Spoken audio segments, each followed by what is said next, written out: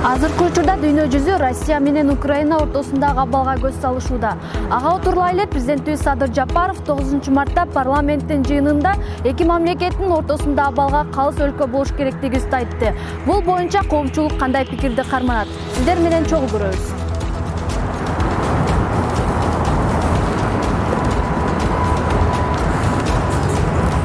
Россия менен Украинанын ортосундагы абалга сиздин көз карашыңыз кандай? Абал енді анша жақсы емес та. Бұл асылы негізінен Украина менен Россияның ортасында емес, бүткіл дүйнөгө өзүнүн экономикадан боюнча таасирин тийгизип атат. Мына өзүңүз көргөндөй, Кыргызстанда доллар ашып кетти. Ошону ашканага эле карап туруп отургандар барды ашып жүгөрдү нарктан мисалы. Мындай İnsaf kılıp bir ray birkaç şaşırtıcıları olabilir de doğru elin gözüyle kıyım oladı da. Oşoğa yende erterek intimaka gelip uşol ortada olan ne aleyhine konflikte ne tezgah çetse yaxşı oladı da. Biz men oymuş onday. Hemi Украина деле биз сыяктуу союз убагында өзүнчө мамлекет болгондо тиги СССРдин курамында биз да ошондой болгонбуз. Алар менен карым катнашыбыз бар мурунтан эле. Ошол сыяктуу эле Россия менен дагы азыр тыгыз байланыштабыз. Биздин позициябыз эми экөөнү тең калыс болушубуз керек. Урушту токтотуп сүйлөшүү жолу менен өздөрүнүн маселелерин чечип алыш керек да.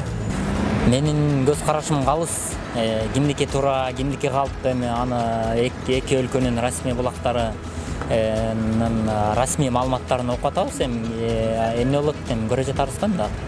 Бул өлкө тегенде славян элдери тынчтыкты чечип салмак. Көз карашым туура эле, бирок тез батыраак токтоп калганда жакшы болмок. Негизи биз калыс болушубуз керекпи? Калыс болуш керек ооба. Орыстар агрессорлар, Путин максат. Украинанын мен ойлойм өзүмдөн Украина туура немеде жолдо. Серьезно миргөтүш керек. Орыстар бизди дережеде жүргөн болсо. Мен оюм орустар туура. Албетте эң туура. Себеби дегенде калыстык кылбаса бул жерде биздин мындай экономикалык, аскерлик мүмкүнчүлүктөрү чектелүү эле. Себептен калыстык ортодогу теңдикти кармаганда эң туура саясат. Муну колдошубуз керек. Анан кээ бир саясатчылар, кээ бир коомдук ишмерлер чыгып алышып, тиги тарапка оошуп, бул тарапка оошуп, ар кандай биздин Кыргызстандын немесине мамлекет башчынын саясатына ар кандай шек келтирип атышат. Бул эң туура эмес көрүнүш болуп эсептелет. Ушундай убакытта баардыгыбыз бир баштан бир жакадан баш чыгарып, бир кол чыгарып дегендей ынтымак келип, мындай теңдиктүү, мындай салмактуу саясат алып барышыбыз керек да, баардыгыбыз биригип алышып. Туура, ортодо эме күлөөгө обош керек. Анткени бул эки мамлекеттен бизге эме маанилүү. Анан бир тарапта алып, бир тарапты караганда туура эмес болуп атат. Анан туура эле, себеби орустарда 1 миллиондон ашык кыргыздар иштеп жатышат. Анан кийин канча экономикалык жактан жардам беришип атат Россия.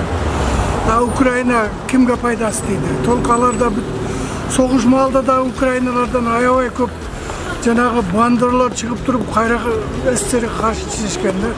Ошон үчүн Садыр Жапаровду биз колдойбуз. Туура эле саясат жүргүзүп атат. Эми биздин сөзүбүз эч жерге өтпөйт. Өтпөсө да калыс турганыбыз туура деп эсептейм. Тынчтык каалайбыз биз. Эл журтка тынчтык болсун, деги эле дүйнөдө тынчтык болсун айнанайын. Президентибиздин айтканы туура, биз кошулабыз. Аллах таалам ушу эл журтубузга тынчтык берип, деги эле элибиз ыймандуу эл болсун жараткан Аллахым. Аллах ушу президентке өмүр берсин. Аллах таалам ушу элибиздин каалаганындай болсун бардыгы. Аллах таалам президентибизге өмүр тилейм. Айнанайын.